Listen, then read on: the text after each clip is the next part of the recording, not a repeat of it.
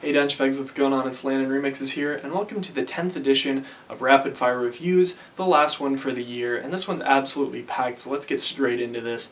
We're going to kick off my list with Adele's third studio album, 25, and although I wanted to love 21, I actually had gotten the album as a birthday present because I asked for it, actually. It just got so freaking boring, especially after a couple listens. You don't want to hear Adele whine about her relationships constantly, and that's where I felt her downfall has always been. She's a fantastic vocalist, but it seems at times she focuses way too much on the heartbreak, and it just gets so drawn out. With 25, she crafts a pop record that is a bit more diverse, but at times it still does feel like she's drawing out from this point where she's just whining about a lot of things, and I really didn't love this one. I thought it was pretty average, honestly. Of course there's Hello, which is a really fun track. It's a gorgeous track, and there's no way I couldn't dislike this. It's just super fun to listen to anyway. It's not a danceable track yet to the slightest. Send My Love to Your New Lover is pretty annoying, honestly.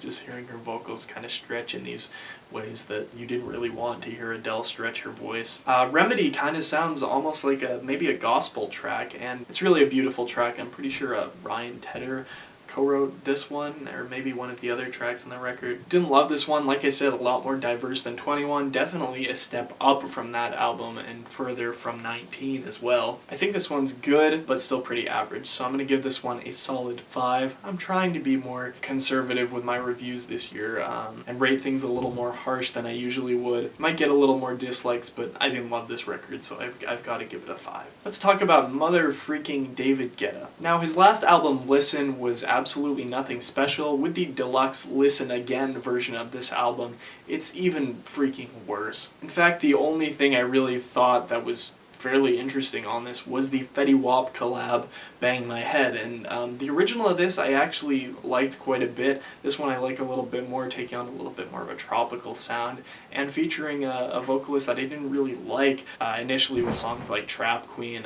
Really pushed me away from Fetty Wap, but I think with this one his appearance is definitely deserved, and I dig it. Then again, we've got the really cheesy If You're Happy and You Know It, Clap Your Hands with Glow in the Dark, and just, David Guetta. Stop, please, no, I don't want to hear this, no, please, go, stop. Just the rest of this deluxe is just so freaking cheesy. Of course we get Shot Me Down. I hated at first, actually, for being your just crappy standard big room song. I've gotten enough used to it, but no point in digging into that one because it's been out for so long. I guess Blast Off is kind of a fun track, but it sounds so like Spinnin' Records standard now that it's just not really interesting at all to hear. Of course, the death of EDM featuring Beardy Man, and I can't help but laugh at the fact that this album seems to be the death of EDM. Pelican is honestly pretty garbage. It seems like it's supposed to be kind of this really cool housey track and ends up just being quite a letdown, and the Bang My Head remix is pretty awful as well on this. So I'm not thinking this one's deserving any higher than a solid 2, only having maybe 1.5 good tracks on this. Speaking of deluxe editions, let's talk about the new version for Pieces the Mission by Major Lazer. And if you guys remember, I really did love Pieces the Mission. With the extended version, we get the full album that Pieces the Mission probably should have been. However, I think what they stuck with that version of the album was quite a bit better than what we got with the extended version. If you don't remember, I gave it a solid 7.5, and I think overall the extended tracks on this one are pretty bland, honestly. Although I'd hate to admit it, the most popular song on this deluxe extended edition, Boom with Moti, is probably my favorite, and probably because it's the most unique we hear on this one.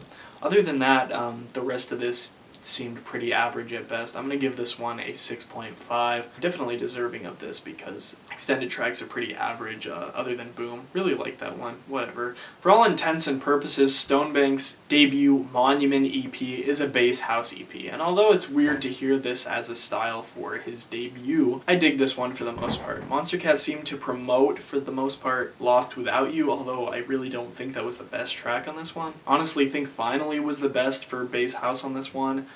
We get some drum and bass with Ready. Another Day featuring Email, well, probably not her best vocal appearance. This one's not bad, probably pretty average for what you'd expect from Stonebank at this point.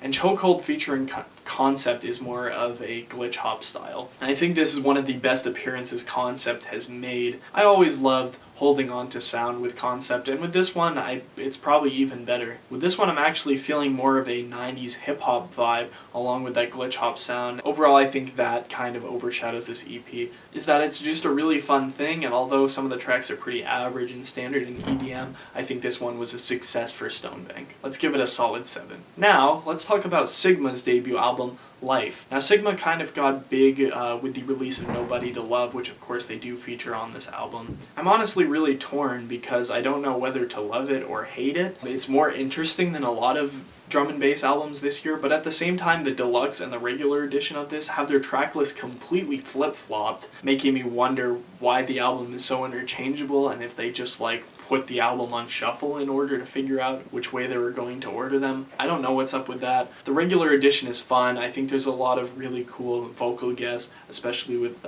Rita Ora. There's going to be a lot of people that go nuts over this one, and I can see why for a big part, but overall I really don't think this one was unique enough. Not really presenting much more than that standard melodic drum and bass style that we've heard so very much over the past couple of years in the liquid scene. It is better than a lot of drum and bass albums I have heard, and I'm definitely into this style, but I don't think it's unique enough to deserve higher than a solid 6. So anyway, what do you guys think of this edition of Rapid Fire Reviews? Make sure to check out all the albums, support them. I filmed this at college, and by the time this comes out, I'll be back in Maine, so hopefully at this point you guys have had a Merry Christmas. I'll see you guys very soon when I'm back in Washington. So anyway, let me know what you think about the individual albums or EPs in the comments. Anyway, I'll see you guys later. Peace.